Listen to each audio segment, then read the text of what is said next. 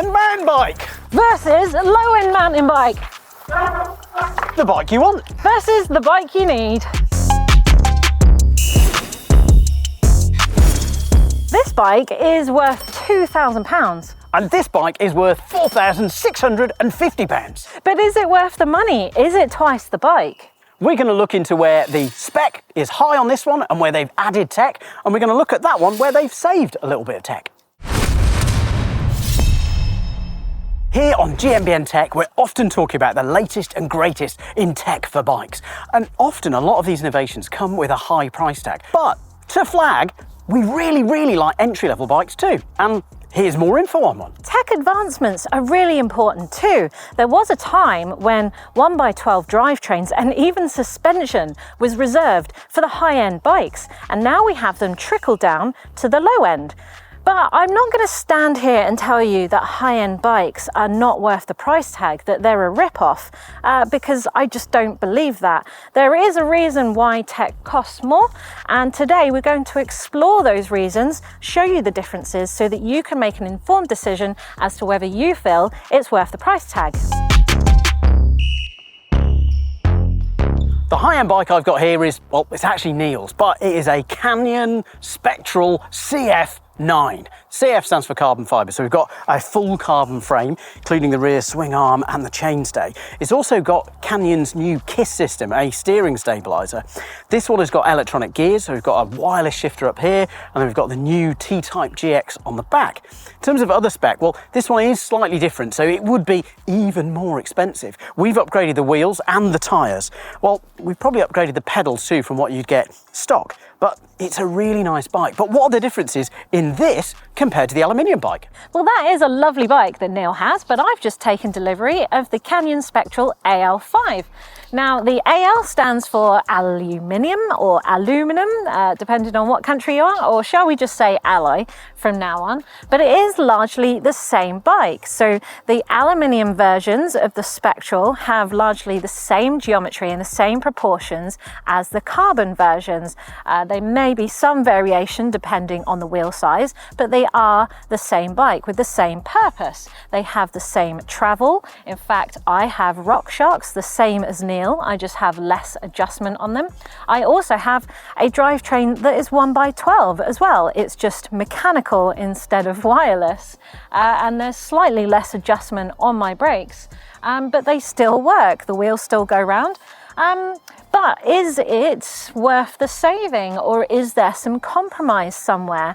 Is Neil's bike worth twice as much? I guess we should dive into it in more detail. As well as the KIS steering stabiliser, we've got some other really nice features on this carbon frame. We've got fully integrated cable routing in a really nice setup. You've only got two cables here because we've got the electronic wireless shifting. The other things that are nice to note is that we've got internal frame storage here, so you can actually pop the bottle out and there's a whole hatch underneath where you can put, well, anything. You can put a sandwich or probably something more practical like a tube and maybe a tool. Speaking of tools, there's also a little tool mount already integrated on here with a tool, which is handy. So I don't have many of those features at all. There's no KIS, there's no flip chips, there's no internal storage or integrated tool storage. And that's largely where a lot of the savings have been made. Not to mention that alloy is a much cheaper raw material and it's quicker to assemble. And all of that combined together can often make this frame around about £1,000 cheaper than Owen's bike over there. So I guess the question is, are all those features worth the extra price tag from you? Well, that's the conclusion from the frame section. So let's compare suspension, because we're both on RockShox, but I've got the RockShox Deluxe Select Plus in the rear here. What have you got? I've got a Super Deluxe Ultimate. Excellent. And up front, I've got the RockShox 35 Silver TK. Oh yes, TK for turnkey, which is a different damper. Whereas I've got the Lyric Ultimate, so I've got lots of bells and whistles in terms of damping adjustment. But according to the Canyon site, the weight is actually the same. So it's all in the dampers, the parts, the performance of what's going on inside, really. That's the big difference here. So obviously you said the TK is turnkey, so I've got this sort of one adjustment for my compression that's very much just a sort of a volume dial. So I've got the Lyric Ultimate, and we've got more knobs and more dials and lots more adjustments. So for compression, I've got high speed and low speed. And for rebound, well, I've just got one rebound adjuster, but it's got lots of clicks, which is good. It gives you much more range and more spring rate to work with. So how it works should offer a bit more support and ease of use, if you know what you're doing. Yeah, so I've got less clicks and adjustment on my compression, whereas you're separating out your high speed and your low speed compression. We both have a rebound dial on the bottom to control the rebound, so that's very similar. However, we know that Neil's bike isn't the top of top specs. Rich has that, and he has the Fox factory suspension, which even further separates out the rebound into low speed and high speed. So that's well, that's the big difference in performance between the two of ours. But let's talk about price, shall we? Because my forks alone, around about, depending on the spec, around about £300, and yours about £600 to £800 for just the forks, right? Quite a chunk more, isn't it? So yeah, I mean, I guess it's how the fork is made in terms of the damping unit, this Charger Damper 3 that I've talked about. It's not only kind of got more dials and bells and whistles, the way it works is more specific, and how it's assembled, there's lots of smaller parts and it needs to be assembled in the right way. So it is more expensive. So you could upgrade the damping. You're still not going to have the same weight chassis, because this one's got alloy stanchions, so the kind of uppers of the fork, if you like, are aluminium, whereas on this fork they're just steel. But you could upgrade the damper, and that's the kind of the main thing that's going to change the ride feel and the ride experience. I guess the other thing about both suspension systems, they're built to sort of work for a medium-ish rider. So if you're coming from either a hardtail where you've not experienced suspension before, or you kind of ride sort of in the middle of all your settings and you don't really use the extra damping adjustments that you might have on the bike you've got, well, actually the suspension on this one should work really nicely in that medium bit. I guess it's when you're pushing kind of on a little bit further in terms of how you set the bike up, that all the bells and whistles on these dampers, well, they should work better and you should be able to get a better setup. If you know what you're doing, but watch our videos if you don't. You can learn a bit about suspension setup. But anyway, hopefully that explains a little bit about where the extra money is going into performance and adjustability on Owen's bike versus mine. But as we mentioned, if you're not sure, you can always start with this and upgrade later. So it's up to you to decide whether the price tag is worth it right now. We touched on the fact that I've got wireless Groupset, but what's that actually mean? Well, it means, well, I've got less things. I've got less cables, I've got less inner cables as well. So I've got a wireless shifter here on the handlebar, which talks magically to this wonderful rear mech. And this is the newer SRAM stuff. This is the T-type. So we've got a direct mounted rear mech that's a lot more stable, a lot more stiff. That's what SRAM say. We've got a different chain as well, so it's got a flat top, which is meant to be stiffer and work better in this 1x12 setup.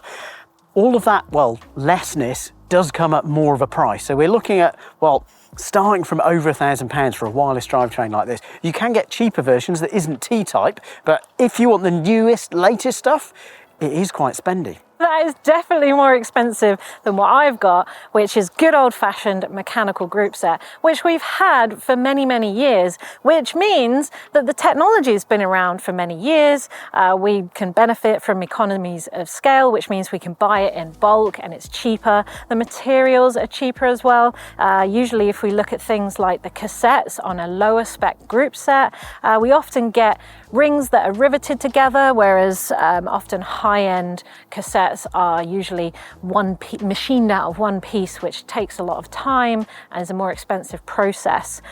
So the cassettes can be a bit heavier, but often they are more durable. So if they're made out of steel, which is cheaper, that can be more durable than, say, a high-spec cassette that's made out of titanium and aluminium, which can wear out a lot quicker. Also, being mechanical and being as it's been around for many years, it means that we can get replacements very easily. We can rock up into bike shops and get new cables and new parts that generally fit most group sets. So what's the key difference here? Well, I have to push a lever rather than touch a button, and my shifters don't integrate with my brakes, which is a little bit upsetting in terms of handlebar aesthetics, but it's it's really not the end of the world. And in terms of price difference, well, your Groupset is about £1,200. And mine is about £400. So I guess the question is on this part is all of that technology worth the extra money? Of course, there are plenty of middle grounds out there. So yeah, explore and pick something that's within your budget, because don't forget that this is a consumable product that will eventually wear out and you'll have to replace it anyway. We've talked about go, now let's talk about stop. There's some really big differences with the brakes that we've got here.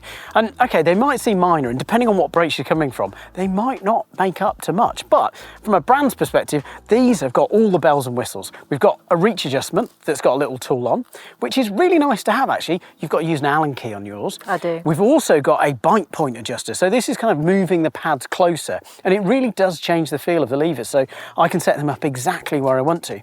And the Code RSCs also have a nice little linkage in here that plays really nicely with where that lever is and gives me lots of progression. So there's lots of adjustment in the levers themselves.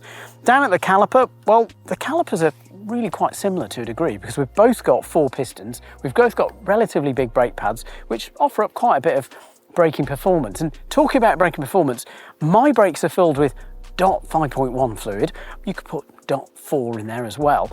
And you might wonder, why are we talking about brake fluids? Does it really matter?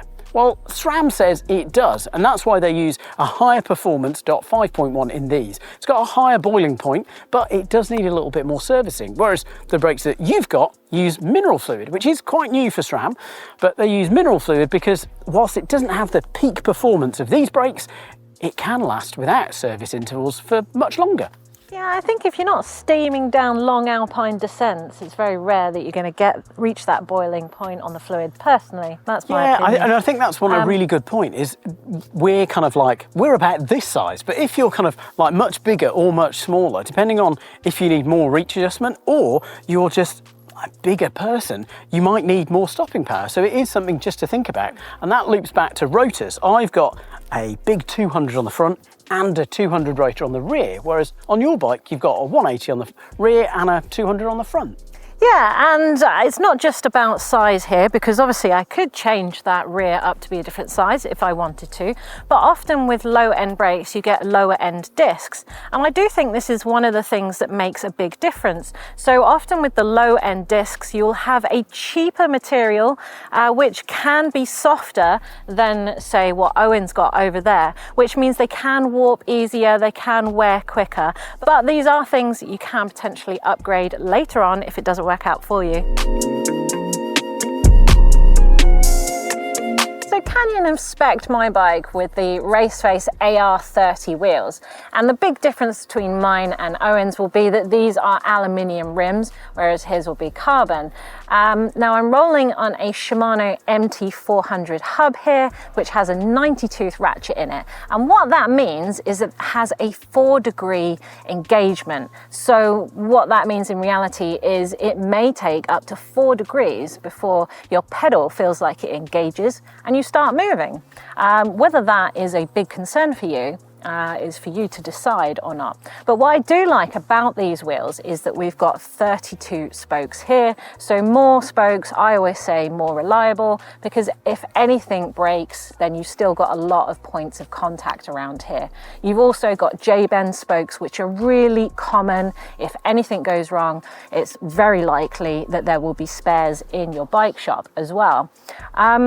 And yeah, well, generally, I think another big difference will be weight probably, and price. So obviously these will bring the price down and the weight will go up. These are about 2.5 kilos as a wheel set.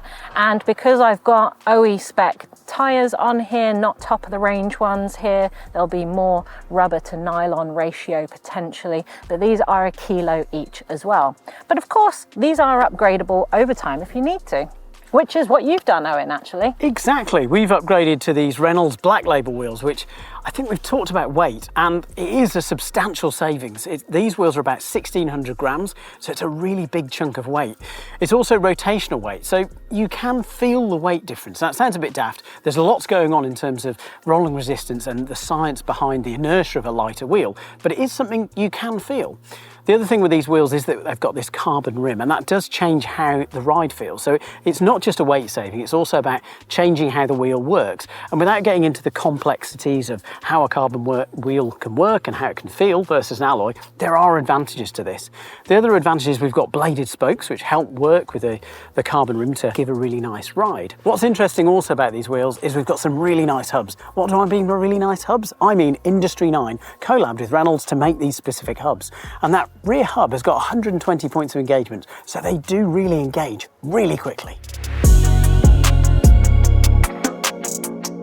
And finally, some of the touch points and contact points can be a little different depending on what spec you buy. Now, we've actually both got aluminium handlebars here, but often with higher end bikes, you can get carbon handlebars or carbon finishing kit as well, can't you? Yeah, you can. Sometimes you'll not have a dropper post, which to be honest is, well, dropper posts are really nice, but some of the OEM ones aren't that great. So it is something else to look at, looking at the specs. I guess the other point is, yeah, grips and saddles. Some entry point bikes will try and skimp a little bit on cheaper grips and cheaper saddle. And for most people, they can be good enough, but it's a really good place to upgrade because a saddle that you don't really feel and isn't annoying at all is worth its weight in gold. But sometimes, if you're going to update your saddle anyway, then, well, you've not spent money on a high-end one that you're about to take off. So there's pros and cons, isn't there? Anyway, why don't you guys let us know what you think down in the comments below. Do you always go high spec? Do you always go low spec? Or are you somewhere in the middle? I know I quite like a low spec with some upgrades. That's my bag. Nice. But let us know down in the comments below and give us a big old like if you want more comparisons like this in the future.